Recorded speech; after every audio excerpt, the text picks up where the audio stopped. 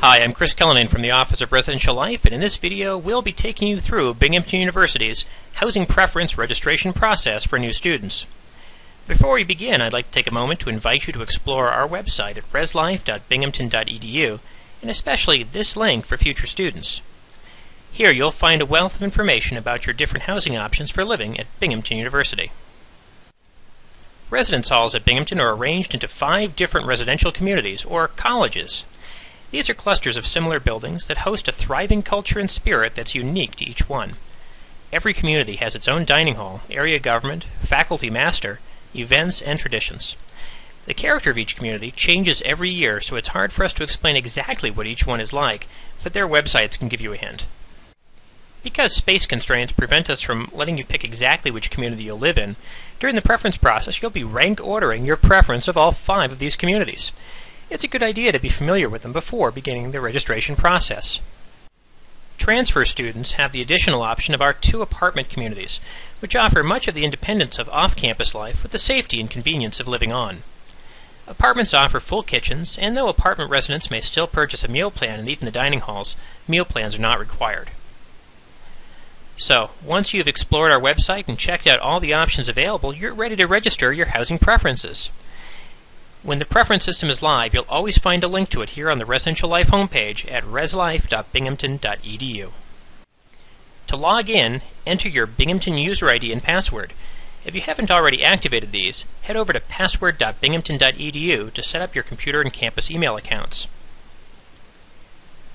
There are 5 steps to the housing preference registration process, and you can see them listed here on the left. The current step we're on is highlighted with a red box. You can click back to any previous step, but you can't jump ahead. If you do, go back and be sure to complete all the subsequent steps again, or your form may be incomplete. Our first step is the University Housing License. This is effectively your rental agreement with the university. It contains the rules and conditions of your stay on campus. Be sure to give it a read because there's lots of important stuff in there, not the least of which is that it obligates you to remain on campus for the entire academic year. We're going to accept the agreement and move on to Step 2, Special Housing Requests. These requests are pretty critical because they can override most of what you request later in the process. These are some special living options that offer a unique experience at Binghamton or provide additional service. Let's have a quick look. You should be sure to read through them all in detail. Break housing is provided in several specific halls on campus that remain open during recess periods when other halls are closed and students are required to leave campus. The room rate is higher for these rooms, but if your home is far away, it's probably a less expensive option than airfare or hotel stay. Chemical-free housing is a lifestyle housing provided for students who refrain from using alcohol, illegal drugs, and all smoking materials both on and off campus. Chemical-free floors are located throughout the campus. For the full Binghamton experience, try a learning community, where living and learning come together right in your residence hall. Each area offers different opportunities with different requirements. All of them will connect you with faculty and staff as well as students in your area with similar interests. It's a great way to kick off your Binghamton education. Finally, CORE, the Computers, Robotics, and Engineering floor in Dickinson, is a community of like-minded and self-guided students with an interest in technology. CORE students also enroll in a special 1-credit computer science course. Some of these requests will take you to secondary agreements. For example, if I choose break housing, you'll see that we'll need to agree to the break housing agreement. A similar agreement exists for chemical-free housing. CORE has an application that must be filled out. For our demonstration, I'm going to choose the Hinman Learning Community so that you can see how choices on this screen impact some of your options later on. Remember, these are specialized options, some of which add cost, require specific course enrollments, or adherence to a particular lifestyle. If none of these interest you, be sure to click None of the Above. Let's continue. Step 3, Community Preference. This is probably the most important step for you because you'll be rank ordering the residential communities from the one you'd like to live in most to the one you'd like to live in least. I'm set up as a transfer student, so I see 7 options here because transfer students can also choose from the on-campus apartment communities. Freshmen will only see 5 residence hall style communities. Notice that because I chose the Hinman Learning Community in the last step, Hinman College is locked in as my first choice. This is not a guarantee that I'll be assigned there, but it makes sure that I can't put in a conflicting ranking. Remember that if you change your mind, you can always go back to previous steps using the menu on the left. Once you've rank ordered your community preferences, click Continue. Step 4. Special Needs. Here you'll need to answer a few questions about your smoking habits and any special accommodations that you might require.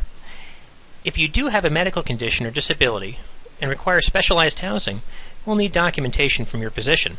This could be sent to the address on the page or faxed at the number shown. Once you have answered the questions, click Continue. Step 5. Roommate Request. If you'd like to live with a specific new student, enter their Binghamton email address in the box. They'll need to request you as well because all roommate requests must be mutual. If you'd like to live with someone besides a specific new student, read through the instructions on the page. We'll do our best to accommodate you based on available space. We're going to leave the roommate field blank so that we can meet someone new, and then proceed. Here we are on the summary page. You have a chance to review all of your choices carefully. Click on any of the steps to go back and change something, but be sure to complete all of the later steps again. If you're satisfied with your choices, click Submit the Application. You can also start over by clicking Restart Application. Congratulations, you've submitted your housing preferences. In the spring, before we begin assignments, there will also be a short period of time where you can modify your housing request. You can see instructions for this at the bottom of the confirmation page. If you do decide to modify your request, be sure to go all the way through the steps and click Submit on the summary page again. Otherwise, you'll leave your form incomplete, and this could delay your housing. Let's click on Housing Home. This is your housing screen, and it shows the status of your application. Later in the summer, as we begin assignments, you'll first see your community assignment on this screen, followed a few weeks later by your building assignment, along with the contact information for any roommates, suite mates, or apartment mates that you'll be living with. Be sure to watch your Binghamton email account because that's how we'll be sending you updates throughout the housing process. So that's how to complete your new student housing preference form. Good luck with the process. We can't wait to see you this fall at Binghamton University.